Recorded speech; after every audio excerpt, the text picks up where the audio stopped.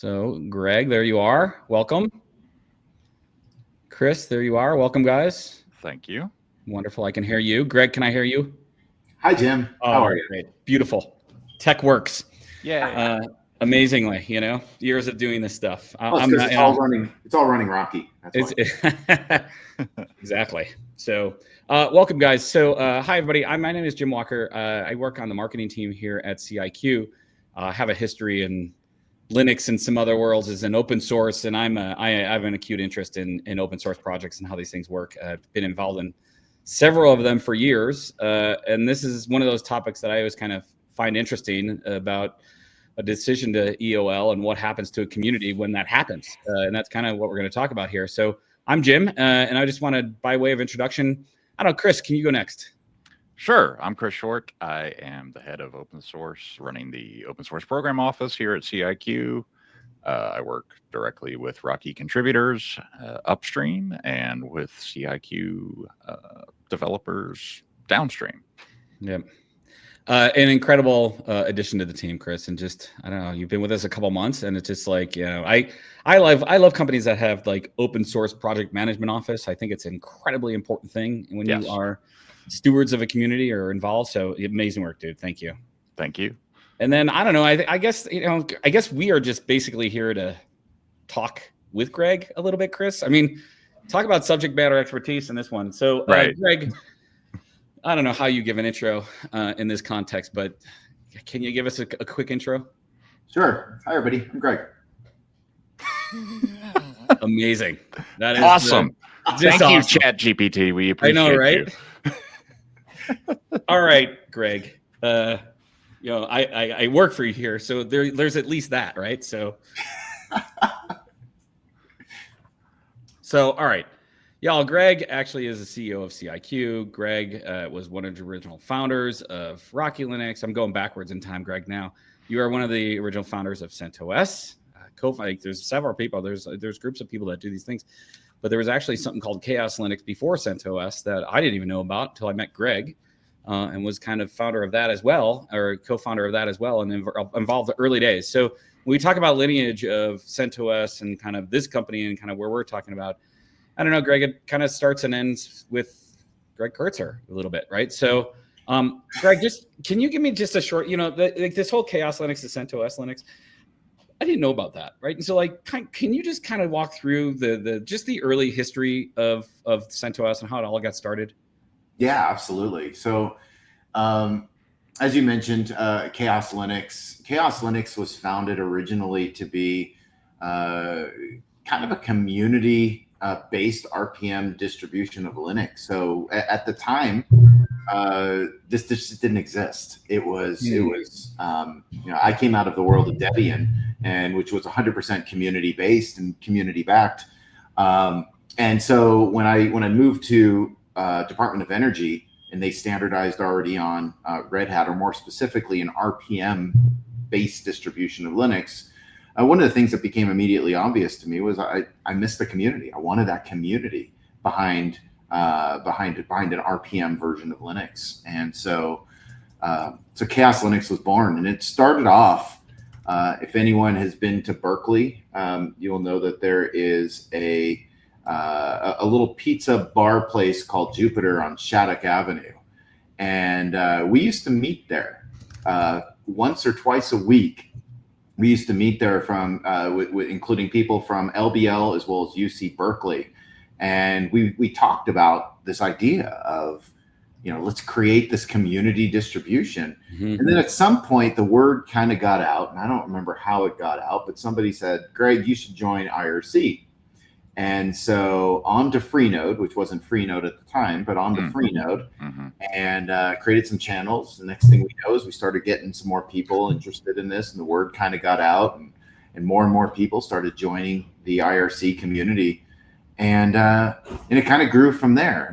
And the idea of Chaos Linux was not to create just a whole new operating system, but because we understood compatibility was important. So we leveraged a lot of the base that was very similar to Red Hat. And we did this because we really wanted to ensure that base, had that level of application compatibility, but also system administration Yep. alignment. So people can just immediately install Chaos Linux and just know all the tools, know where all the files are, know how things work, and everything would just be exactly as you'd expect. Meaning it wouldn't be like going from Red Hat to Debian, which are for the most part fairly different versions of Linux. So that was kind of how this whole thing started. Yeah. We leveraged a lot of the initial kind of core RPMs out of Red Hat Linux, not Enterprise Linux, but Red Hat Linux before Enterprise Linux existed. And then when Red Hat Enterprise Linux came out with version 2 first, there was never a version 1. We basically said, well, let's leverage that. And so we started building some of the core operating system from that, and then extended out from there. We had a number of people and parts of the community that were involved at the time. Jeff Johnson, who's one of the main RPM founders, and Seth Vidal, who ended up after this writing Yum. Many people are familiar with Yum. And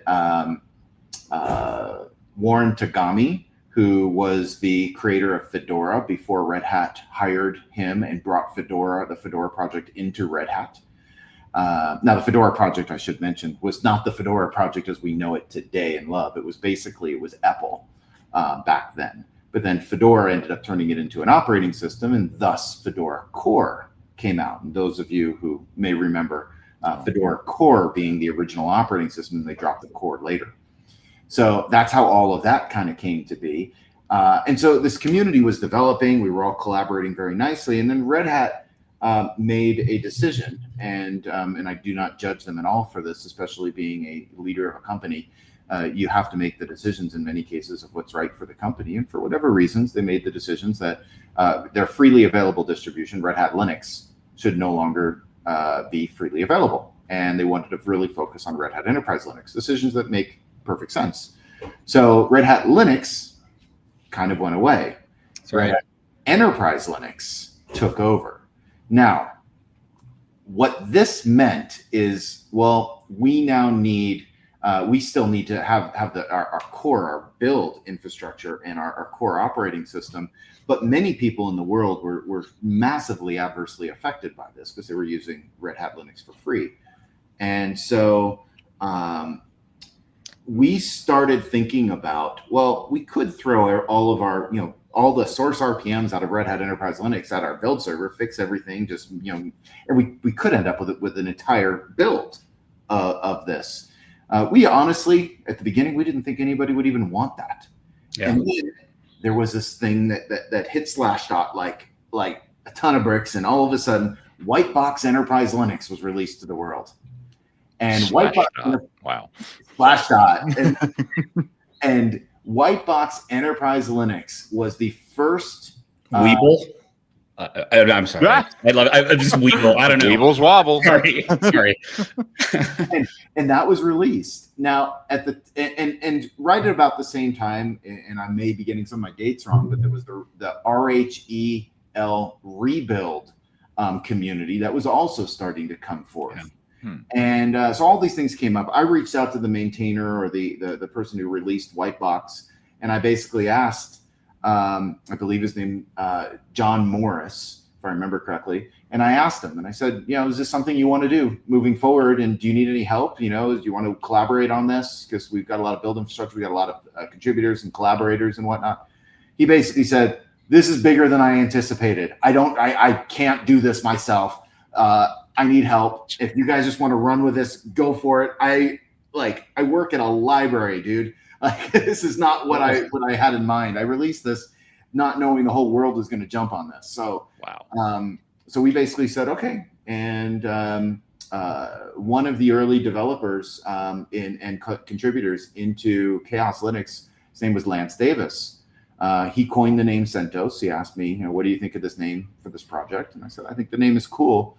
Rocky McGaugh worked for Atipa at the time.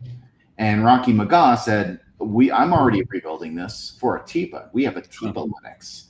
He goes, I can help with this. I can even, lead this to some extent. And so he kind of took over a lot of the initial development. And at this time, RHEL 3 was coming out at about the same time. And so he led the development of RHEL 3. and he was almost done with it. The last email on the list that I recall said that he was about 99% done with CentOS 3. And I announced the project on the mailing list. He announced the name change and mentioned he's 99% done. And he went off the radar for a little bit due to personal issues and personal matters he was going through, and then later passed away. And he never got to see where CentOS would end up. And thus, the Rocky is a hat tip to Rocky. Yeah. Greg, is there music? Oh my God, I think my music just turned on. There's ghosts in the machine. And I'm not playing the police, by the way. Greg, is it good music? Like, what is it? What was the? Yes, of course. Greg, I love talking to you sometimes because you hear the names of the people that are involved, and to me, like those, it's like the unsung like superheroes of this world that we live in right now. Honestly, for everybody, like on this conversation, like literally these names of these people, because I think it's just really important. And I think that's why I really love being in tech. I think because I really appreciate the names, Greg. And it's, and it's the people that ultimately, I think communities are people, right, Chris? And we've talked about this before. And I think that community in particular was loved for a lot of different reasons. It's funny, Greg, you were talking about like sitting in a pizza store on Shattuck. Yeah, that's how, because you know what? The guy next to you probably was listening to you. You know what I mean? Like, but it's community and it's people, you know what I mean? And so like, I always thought of CentOS as kind of one of these things that was just loved because I think a lot of like, it was respected. There were great people involved in the community. I don't know why do you think it like was just so loved, Greg? That's my thoughts. So before I mention that, I also want to name drop a couple others who were super important. So Russ Harold, as I'm thinking back, he was the person who really did a great job helping to build that community initially. Yeah. Huge number of contacts, in the community, huge wealth of experience, and he was tremendously helpful. And then John Newbegin built CentOS 2 way back in the day. So and CentOS 3 was actually done before CentOS 2, not because Rocky was faster or anything of the like, just because we started with CentOS 3 first, and then John started with CentOS 2. So to answer your question, why was CentOS so loved? It's because it played it filled a critical gaping hole that was created when Red Hat Linux, not Enterprise, but Red Hat Linux was end of life. How many people in the world that were running that were negatively affected was massive. I remember being at a supercomputing conference. I think it was SC 04. It may have been it must have been 04 because 03, this was all still just kind of in development. Yeah. So it must have been 04. I remember it was in Phoenix. So if anyone wants to check on me, I think I'm 99% certain it was in Phoenix.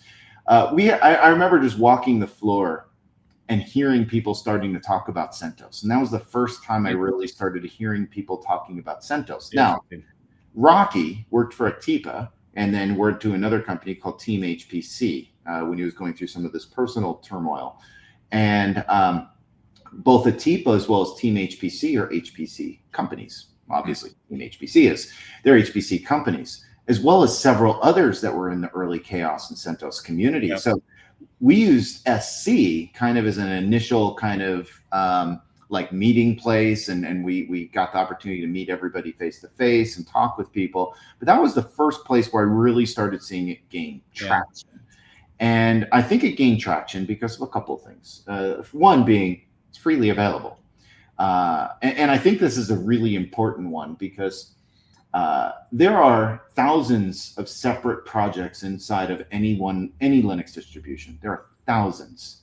And in each one of those separate projects, you can have thousands of developers. Now, of course, the bigger ones may have thousands. Some of them may have many thousands, and many of the smaller ones will have, maybe a dozen, 2 dozen, a much smaller number. But the amount of people that are involved in creating a Linux distribution is ridiculous. Incredible. It's a lot. And all of these people working together yet independently. And then what I mean by that is all these projects are managed separately. And the Linux distribution's job is to take all these separate projects and pull them together and make them work together in a way that you can have a usable operating system. And in some cases, you have to make changes to those and you upstream those changes. But in other cases, it's really just about building everything in a way that all the dependencies are managed, all of your build cycles are managed, and everything is just going to come together and work properly together. So the idea of putting any of that, meaning what the Linux distribution is doing, behind a paywall for either the binaries or the source code, rubs people the wrong way. I should say the binaries, but especially the source code, really rubs people the wrong way, because you've got thousands upon thousands upon thousands of developers worldwide contributing to the greater good for free to give all of these things away. And for a company to come along and say, you know what, we're going to take all that and put a paywall on that, doesn't work for people very well. So the area that CentOS really excelled was it was freely available. But it was also, it came forth as a standard, not the standard, but a standard. The standard that it really solidified was the standard of enterprise Linux. I'm going to put air quotes around that. And enterprise Linux is an idea and kind of I want to say it's a specification, but it's not a specification. It's an implementation of how enterprise systems and operating systems should be run. Now, it is my personal belief that should be a standard. It should be a specification and says, here's what an enterprise Linux system looks like. Here's what it means to be enterprise Linux. And it shouldn't be driven by a single company. This should be a collaborative community experience. And but CentOS, barring that, CentOS served as the freely available standard across the world. And thus, it was free, it was a standard, and everybody was relying on it. Yeah. Thus, everybody loved it. And I think it sets like the core tenets of any successful open source project comes down to those key things, right, Greg? But there's also kind of like, this network effect. I mean, there's like 2 times in my life where I walked around a show, Greg, and I felt it. Like it was the first time I saw Hadoop in I don't know what year that was, but I was like Hadoop World. It was a nuts. Like people were in the lobby until like 10:30, like in the night talking. Like it was awesome. The second time I saw it was the very first KubeCon, and I'm sorry, this is before CNCF. Yes. This is Joseph Jacks at the Intercontinental Hotel in San Francisco. It was like 100 people. Oh my God, it was amazing. It was like the vibe, you know what I mean? It's like, Chris, you've been involved in these sort of things too. Like, how does that, because there's like this weird initial like love that just happens, and like, what's the magic, man? There's a few things that like make an open source project successful. Obviously, adoption is one of those. Free is sometimes a good one. Open source being, freely available is a good thing in my opinion. So but like you need a couple other things, like good, solid technical architectures, good sustainability and community health metrics, and making sure that there's good docs. And even like transparent governance is something that you have to consider when, putting something out to the world that is used or developed by more than 50 people. Let's just say that. And like the number of projects that actually get to 50 people is something like almost 1%. It's super rare, dude. Very rare. Yeah. Super, super rare. So those things all have to come together in the right formula to make something successful. But I think for me, it was, my first distro was Red Hat Linux before enterprise was ever even thought of in the Linux space, right? Like I remember downloading, and then at some point I was burning CDs of Red Hat Linux for friends. Of course, that was when like CDRs were new, which is crazy to think about now, and how they've completely cycled out of the distribution stream for the most part. So, helping people discover Linux was one thing, but actually making it available in a consistent and meaningful way for businesses to adopt Linux Yeah. really made it take off, I Yeah. think, right? Like it mattered that other businesses were using this. And yeah, I remember having to isolate some Rail 3 boxes at, one of my jobs in the 20 teens because they were still needed, but nobody could maintain them in terms of the code that was running on them. But yeah, we had to isolate them in our environment because they were so past end of life that, yeah, they were getting. We were having to basically restore them from backup every morning because they'd get hacked during the day. It was pretty wild. And this was like some obscure, 2-server installation. So yeah, it's there's there's the individual impact of what happens on EOL, which kind of, I think you were just kind of like referring to that, Chris. But there's like, you build these communities, guys, and like you've both been involved in these things where it's more that you went to like 50 people. That's extrapolated to like thousands and thousands of people who use the thing. Like it's like there's some weird direct like chart I'm sure I could build of like 5 contributors to like 8,000 or 50 contributors. It gets to these things get massive. You know what I mean? And it's one of two ways people company go. And there's an impact to the people who use the thing. That's kind of what you were talking about. There's an impact to the community as well. And so EOL is not a fun thing to go through, I guess, but it happens, right? So it's necessary though. You should really not have any. Why is it necessary, Chris? You know what I mean? Like, what is that? Like at some point in time, the systems you're building for or the software you're packaging for update, right? Yeah. So, if OpenSSL was using, hardware encryption back in the day, now it can just use the standard CPU. That was an update. That was a version update. And those libraries and everything else got updated along with that. But when you think of OpenSSL before Heartbleed, it was like 1 or 2 people working on it, and it was used everywhere. It's that Nebraska problem from the XKCD comic. When you end of life something, having an actual product or software lifecycle matters. When you end something, that means there's a new something taking its place. That's updated architecture, updated software versions, updated all the things. But having that end of life process is much needed because otherwise, we'd all be running Red Hat Linux still. Well, I mean, because we would have set up everything the way we wanted, and there's no updates. Chris, I'm still running Postgres.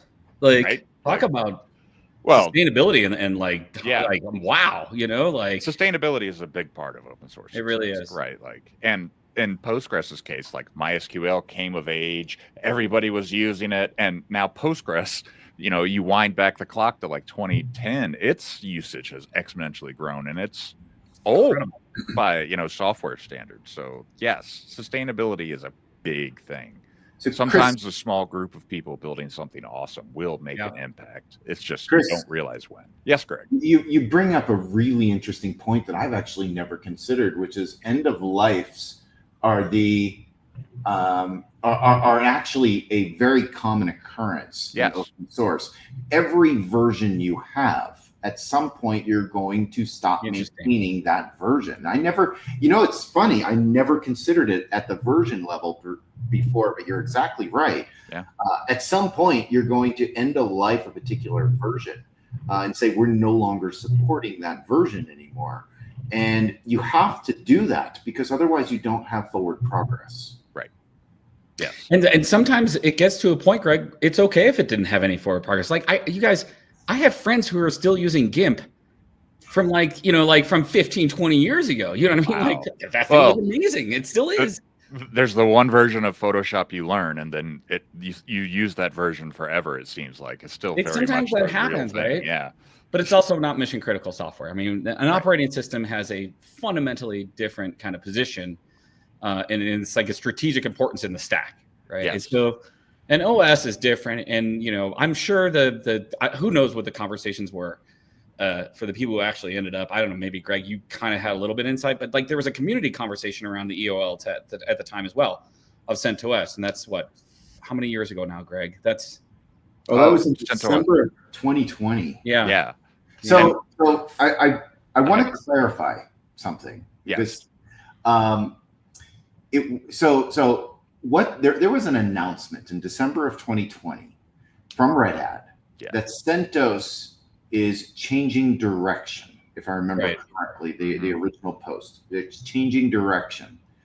CentOS went from being the CentOS that we all knew, loved, and completely understood to more of a, I'm going to use some words, and I know that the messaging on this has been very hard to follow, because originally it came out as it's one thing, then it's something else, then it's something different. In good faith, I'm trying to recapitulate this, but it's testing ground for enterprise Linux. It is enterprise Linux before it is released, so people can have an ability to kind of test and see what it's going to be like, and have the ability to provide feedback, etc. And so CentOS went from being kind of behind Red Hat Enterprise Linux to now being in front of it. That's right. And how that was recognized by the community was not good. I'll leave it as that. There was a blog that was released, as I mentioned. I got wind of the blog about an hour or two after it was posted. By the time I got there was already hundreds of comments that were I'll just say they were very nasty to Red Hat and to CentOS and the decision makers. I came in and I basically just said, "Hi, everybody. One of the founders of CentOS. I'm thinking of recreating it now. If anybody wants to join me, there's this HPC Slack that I'm hanging out in. It doesn't have much usage. Anybody wants to join, I'm hanging out over there." Within about a month and a half, we had over 10,000 people join. This was clear that this was a big deal. And whether this was, whether these people that joined were developers, contributors, or just very interested in the future of what this is going, I don't know.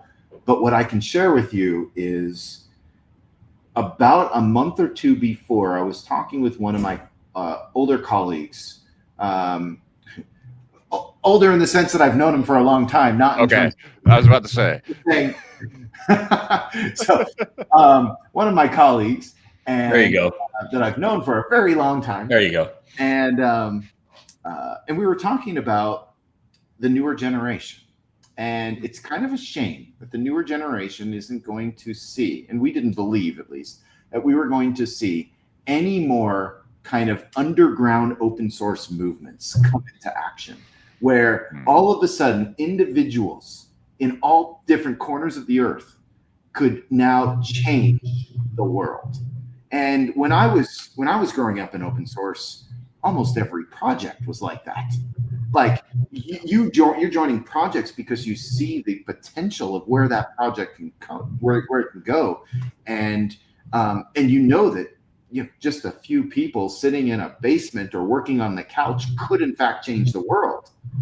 And it kind of made me sad, because like, I don't think this is ever going to happen again. Like, open source now is predominantly driven by giant corporate, organizations that have billions of dollars at stake, and so it was ironic that within just a few months of saying that, Rocky Linux, boom, came into existence, and tens of thousands of people joined.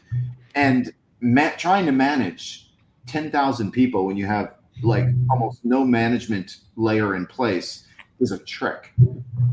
So the first thing, and this actually goes directly into even how Rocky Linux runs today. The first thing that I did is I created a whole bunch of channels in Slack, a whole bunch.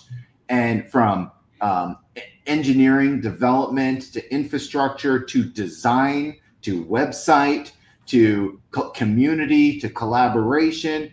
And I just sent out a general message to everybody, a channel message that basically just said, I created all these different channels. Everybody go to what interests you and talk in there, because there was too much talk in the middle. So Greg, I'm sorry, Greg, I'm just laughing. Like, That is so you, dude. I love it. And It's your MO. And people started searching the channels and started finding all these different rooms that they can go into. And what happened there is beyond me. Like, I couldn't have done this. Yeah. All of these different channels started collaborating.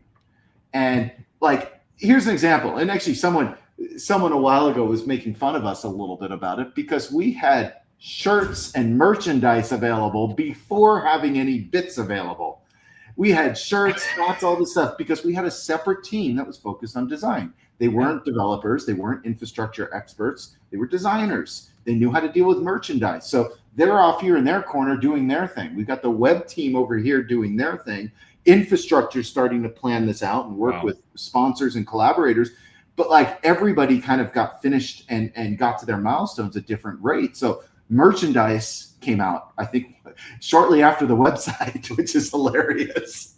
And so one of the merchandise shirts that we had was, it said Rocky Linux, and underneath in bracketed text it said early supporter. That's because that swag was available even before the bits were available. It was all just hype at that point. But I mean, like, all of these different groups started coming forth, and within each one of these groups there was a complete meritocracy-based hierarchy that naturally formed. Some people immediately took leadership kind of positions where they were helping to direct what was happening and helping to take, jump on things and helping to make sure things were getting done. We have other people that were ICs and like, okay, what do you need me to do? I'm ready to go. And then we've got, and everything in between.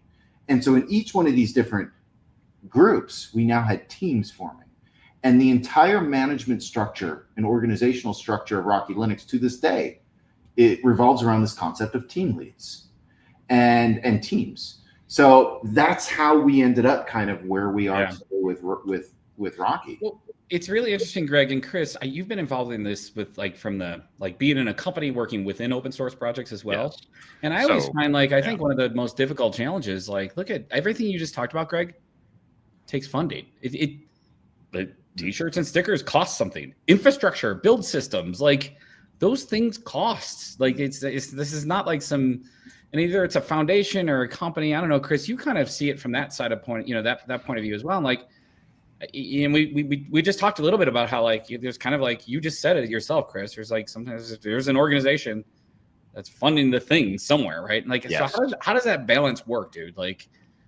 So that's a tough one, but normally the balance is like Greg described. There's different teams working on different things, and how things get funded often gets figured out within those teams. So I imagine someone paid for the t-shirt order, knowing full good and well, that's just money I'm spending right now, right? And when they got the t-shirts, I'm sure they were very enthusiastic. 100% sure they were probably all over the internet trying to, either ship or share or however those were distributed, right? But normally, a t-shirt is kind of easy to make, right? So normally this enthusiasm turns into it's part of my identity very quickly. Yeah. And I've seen it twice in my life now with Linux and then Kubernetes. So funny, Greg, you mentioned the blog post from CentOS and how there were a lot of comments. I was actually at Red Hat when the change happened, and I was clicking go live and a very OBS at the time. So this is December 2020, and I was on an OpenShift live stream I was hosting, and this is all about Kubernetes and containers and all these other things. But because it was a Red Hat live stream and marketed as such, and it just happened to fall within hours of the announcement. Get out of here, Chris. All those people from the comments that were already so toxic an hour or two, when Greg saw them. You walked into a store. Walked into an absolute knife fight with nothing, right? Knock down, drag out. And I went back and I listened to that stream again. And what you don't see or hear in the stream is my boss on my phone saying, "Hey, that was a little harsh. Take it down a notch. I know they're blaming you for something that didn't, is none of your fault and you didn't even know about until this morning. But, maybe the word castigating is not something you should use on a live stream, you know, because it was nonstop, because new people would join and be like, you know, whatever, you know, Red Hat, come on, you're blowing up my entire infrastructure stack. And that was the thing that hurt me the most, because I've worked in companies that were 100% CentOS based because they had the skills in-house to manage and support their own Linux distributions. Right. So, hey, Chris, by the way, from that, you know, sure. I saw that. I went and so as we were going through this, I went and I reviewed that video. You did a phenomenal job, dude. Like, because that is a tough thing to deal with, because I think often sometimes in certain communities, there's certain people that are in communities that start from a bad place. And like you weren't the person who made the decision. No, you just work at the place. Like, yeah. You know, at the time, I think there was like 10,000 other people that worked at Red Hat, and now it's something, you know, twice that maybe. But yeah, it was very much an event that I had nothing to do with, no control over. I just happened to work at the company there, right? You know, and yeah, that's probably a live stream I'll never forget because of when it happened, hours after the CentOS announcement. Yeah. So yeah, it was so pretty wild. Greg, it's kind of and that blog post was written by Rich Bowen, who I then later worked with at AWS on the open source team there years later, which I think is just very like picture perfect for how small this world actually is. So Jim, before you go to the next question or the next point, I wanted to just share something real quick. You mentioned something earlier that, I mean, open source requires money. It requires infrastructure. There's a lot of, so you can grow an open source project organically.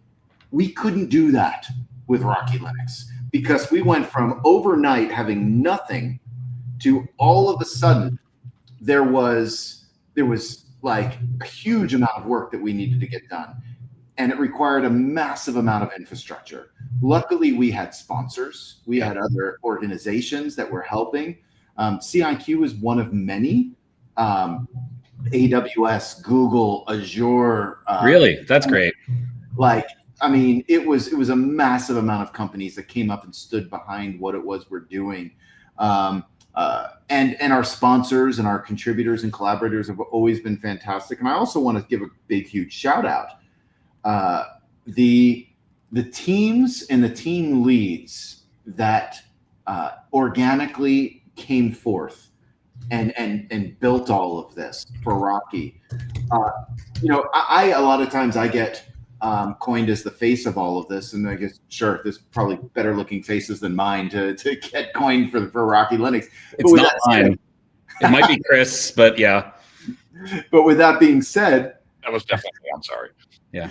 With that being said, the amount of work and effort done by the community and done by collaborators and contributors and sponsors and backers of Rocky.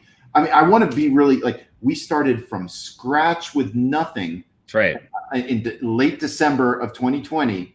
And within 6 months, we had our first beta. And 7 months later, well, 7 months after the beginning, so 1 month later, it was released. That's awesome. Like from nothing. And the amount of infrastructure and what that is leveraged, the amount of people, it is so massive. It is so much more than just me. I know I get a lot of times I'm lucky enough to be associated with this and be recognized as the founder of this. But I really wanted to just call to attention how much effort goes into this and how much work it is to keep each one of those versions alive. Yeah. I don't think, you know, Chris, you're doing this a long time too. Like the open source, I don't think people really understand that open source communities are actually people, guys. Like there's, and it takes a lot of people. I've never seen an open source project go too far where it's like 1 or 2 people. Like, well, I'm going to go back to GIMP. That's the only one, but that's another story. But it's people. And like, it's so funny. I've been through these, like, I've been at companies where, you know, there's been a license change to a piece of open source software and people freak out like, oh my God, like this is the end of the world. I totally understand the concern. Totally with you. I don't think people always see the forest through the trees, and there's a lot of people, a lot of decisions, and a lot of factors that go into those conversations. It's just not easy to do because ultimately, when you change a license or when you EOL something, there is a long-term impact, or there's a short-term, which is this immediate hacker news crazy conversation thing, or like your blog post, Chris, but there's a longer term, like 4 to 5 to 6 months and beyond, both from a people point of view and a tech point of view. And so just kind of bringing back to like CentOS guys, like, so this is June 30th, y'all. We actually scrambled to do this today because we were literally 1 year from the EOL, correct, guys? It's yes, to the date. Yeah. So to the date. Yeah, it's a little symptomatic, I guess. CentOS 7 came out in 2014.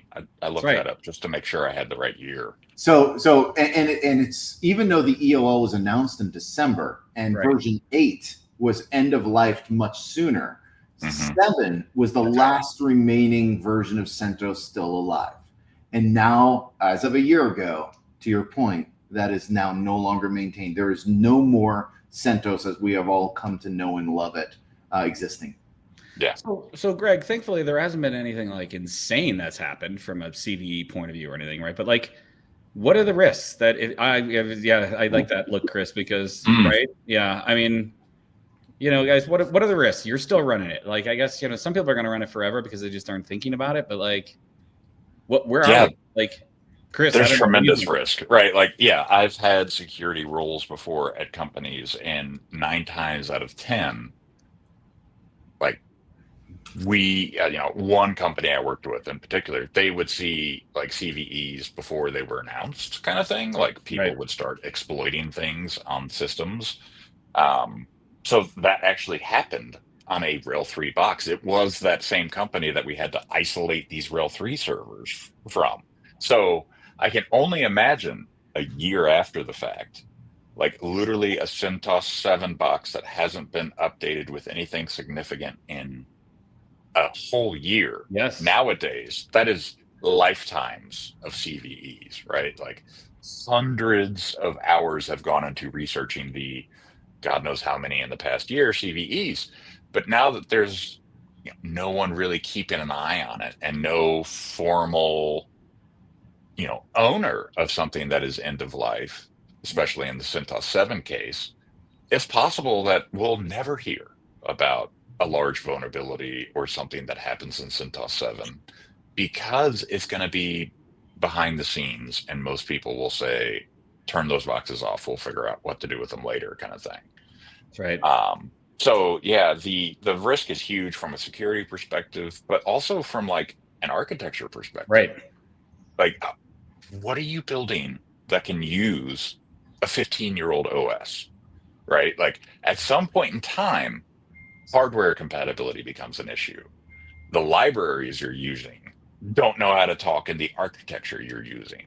Like, no one back when CentOS 7 was originally released thought ARM would become a major popular platform. That's right. Now, almost everybody has an ARM chip somewhere in their home.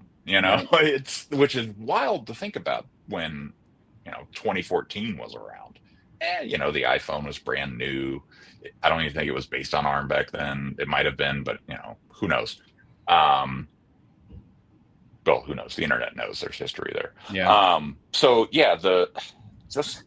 Maintaining documentation around how to fix things or how to migrate, because it's not just simply upgrading a system at that point either, right? When you end of life something that has completely changed, it is legit a migration process to move from one version to the next. And that is just an enormous lift when you're talking about potentially hundreds or thousands of servers. And I think it's interesting too, Chris, because, like 1 year is a lifetime right now. Yeah. Things that, just look at the AI space and everything that's changing there, and it's happening faster now. That's what I mean. And it's getting worse and worse as the year, or better and better the way you look at it. I mean, there's two sides of the same thing, guys, because like the rate of advance right now it's exponential. It's crazy. Like the rate at which people are actually identifying these things and using, increased processing power to actually find more ways to exploit, or new hardware that needs to actually come out. Like, this is, to me, case in point, we're talking about quantum safe encryption right now. Yes, dude. Because it's going to happen at some point. It's going to happen. Yes. And then at that point, your CentOS 7 box, Oh, good forget night. it. Like game over. Like the second a quantum I mean- computer enters a cloud offering, anything that's vulnerable is going to be found, right? So the amount of companies that I have now talked to that are still running CentOS 7 is massive. Yeah. It's massive. Yeah. There's a company that I will not name. They will thank me for not naming them. But they have about 12,000 CentOS systems still running in production. Wow. Just one company. That's a lot. The amount of systems that exist out there and the amount of companies that are affected by this.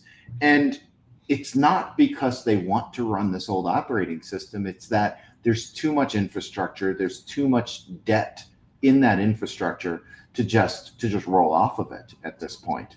I talked to one company that I don't remember the version of PHP that they're using, but they just can't upgrade. Like they can't upgrade. Yeah. And No, the major changes between versions is real. Yeah. They would have to rebuild their entire site to upgrade, and their whole site is their business. So there's a lot of reasons why people are kind of stuck right now. Yeah. And it's super unfortunate. I recently just did a LinkedIn post where I had a cartoon, and in the cartoon there was a system administrator who's very happily doing a DNF update on a CentOS 7 system and saying, "Oh, there's no updates available. Everything's good." Great. Yay, success. In the next panel is the hacker just like super excited because none of those things are getting patched anymore. Yeah. And a lot of system administrators are, I mean, it's kind of, it's poking fun a little bit, I guess, at system administrators. I don't mean to, but there's a lot of people out there that for whatever reason, they're still running CentOS 7. And I think most system administrators know it's end of life at this point. It's not a good idea, but they don't have a choice. It's not the sysadmin's fault, though. It's not. It's a business decision to continue running it. Yeah, absolutely. But I understand those decisions, but it's not the system administrator's decision. I completely agree. It's a business decision. But the problem is that we're going to put the weight of a end-of-life operating system, a vulnerable infrastructure on the shoulders of system administrators. Right. And all those system administrators that know now that they are responsible for maintaining something that is no longer maintained upstream is like, this is scary. So Greg, what can they do? Right. Like, I mean, like you said, Chris, it's like, I feel bad for them, but also they're it's not their fault. You know what I mean? So like, what's a company or a sysadmin to do? You know, and those are, by the way, Chris, I love that you separate those two sides. It's actually absolutely important. Yeah, those are very important distinctions. You know, what's somebody to do, Greg? Like rebuild or like go use AI to recode this whole app in Python. And you say that, but I have a different anecdote there. But like, one of the big points that Amazon was hyping when I worked there, when generative AI first splashed onto the scene, was the fact that they were able to upgrade like an end-of-life Java. And if you know AWS infrastructure, everything's Java. Upgrade an end-of-life Java version to a current one because basically generative AI told them this is how you do it. And this is how you can do it with less error. And then they just said, okay, you go actually do it, AI. And this is going to be, you guys, let's do another webinar talking about AI. It sounds like we need to based on this one. Because there's so much I want to talk about when we talk about AI. So much. But it is super important to recognize, I agree with both of you, the business decision and the system administrator decisions are sometimes orthogonal, but they're doing it for the same reason. They all want the success of the business, and the business side is just looking at it in terms of risks. Right. Until one of those CentOS systems gets destroyed, there won't be a strong push. So how do we help, Jim? I know, because I know where this webinar is going. That was a very good kind of lead-in question. It's my job, Greg. So one of the things that we have been asked to help with, actually a lot at CIQ, was this did not come out of like the business side of the house to say, let's go do this for the purpose of doing this. No, this came out because exactly like we're identifying, customers have pain points. This is real pain. And they're asking for help. They're asking for how do we move forward. We created a product called Bridge.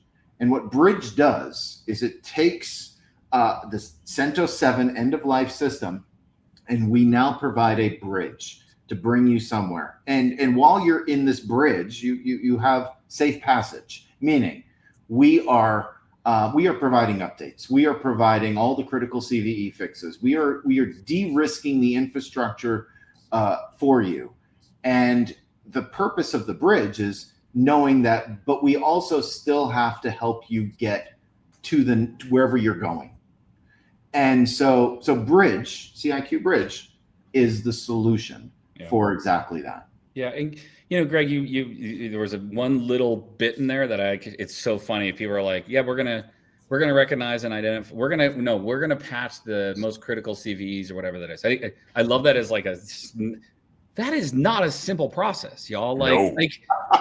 No, to even get informed about them is very. Well, that's what I'm saying, Chris. Being informed about them all, taking the fire hose of stuff that's coming down, analyzing them, understanding the impact, creating the right patch, and then just that process, guys. It's incredible, and I don't know, it's not for the faint of heart. It kind of takes people who know the the internals of the kernel. Great. And I want to say, being an open source advocate, this drives me nuts because there are multiple vendors, to be clear, that are doing something similar. Yes, vendors out there. Great. Do you know what every vendor is doing? Well, obviously not us, but I want to say but you know what generally the vendors are doing is they're firewalling, they're gatewaying access to this open source code. CIQ we do the development in the open, so you can go to CIQ Git repositories up in GitHub, and you can literally see every single fix we've made in the operating system, and we encourage every other operating system vendor go take from us, go leverage it, contribute back. We'd love that. Let's collaborate. This is how open source should be done. Yeah, in my opinion. And that's our choice, Greg. And I think some others that are doing this have made that choice as well. Let's be very clear. I think people are, I think there's genuine open source people who get it, and I think there's people who exploit it. And I like it. And that's a wholly other conversation we go through, guys. I've been very fortunate to work with a lot of really interesting companies that they know how to run a community, right? And I mean, look at Chris. This is everything you do is kind of around that thing. Again, there's that balance, right? Corporate sponsorship is becoming increasingly necessary for wide adoption of any given technology. That's right. The math has to add up at the end of the day. And when you say the end of the day for an open source project, right? There's infrastructure needs they have. There's all sorts of communications things, social media management nowadays. Everything is about having code in the open is definitely, and hasn't been for years, enough anymore, right? Critical. You have to build a machine around it to get it to that 50-person level kind of thing. And the machine could be small at first, but at some point in time, it has to become large enough to sustain the user base of the community. And, and in the case of CentOS, it's unfortunate, but Red Hat made business decisions, and now we all have to, manage the fallout of those decisions. A company has to make business decisions, dude. It's not an easy thing to do, right, Greg? I mean, Greg, you are literally the person doing this right now, in a company, and it's not easy, right? It's a balance. So we have certain things that we have put in place at CIQ to help us with this, to ensure that we are doing the right thing from the community perspective, from the open source perspective, and certain policies, certain procedures. Chris's primary role as OSPO lead is to ensure that CIQ is operating appropriately with regards to the open source community. We have got to be nailing this, and we've got to be better. That's right. Than everybody else out there. We've got to be a demonstration of this is how open source should be done at companies. Yep. Yeah. No pressure. Chris, no pressure at all. Like, no pressure, Chris, but no. Yeah, but you know, like, but Greg, I think it's such an important point. And like, you know, you guys, we talked about this. It came up a couple different times, but ultimately these things are people. There's lots of different opinions. There's lots of different things, and like, look at everybody has like, and I appreciate that. And I think the best communities are driven by really, really great people. And I am fortunate to work with two really great people who are crazy open source people, you guys. Like, and no, Greg, seriously, Chris, both of you, like, thank you. Cause like you guys, you are, you know, this is what makes open source. It's talking open about the things, and, you know, saying what concerns are. And, you know, Greg in particular, like you started some pretty, or been involved early days of some pretty foundational like pieces of tech that have driven a stack of the future of our world. So when I was saying earlier, I love all the names you were saying. I'll publicly thank you as well, Greg, because I think it's it's deserving. And like I said, guys, I think this stuff changes lives. And you know, CentOS gave folks a great way to experiment and release new things in an environment that didn't cost them extra money for a license. That's right. Yeah. And think of the things that were built. Right. Think of the hundreds of thousands of instances that are running CentOS, Greg. So thank you, buddy. Again, you know what I mean? Like, and to the entire team and all the people that you're talking about, because I think we need to publicly acknowledge like certain people have like changed our lives. And it's funny how like, only certain things get bubbled up into the world. There's so many little things that happen in open source I just find incredibly important. And I feel fortunate to be part of the whole game. So guys, thank you. Thank you everybody everybody who joined. That was amazing.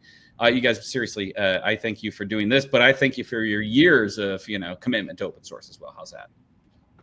Thank you. Thank you, Jim. Thank you for running this. And it's a pleasure to work with you as well. Both of you. Oh, buddy. Thank you. All right, y'all. Thanks, Greg. Thanks, everybody. Have a great day. We'll put a recording up as soon as possible, and socials and all those different things. So please follow us and check us out at ciq.com.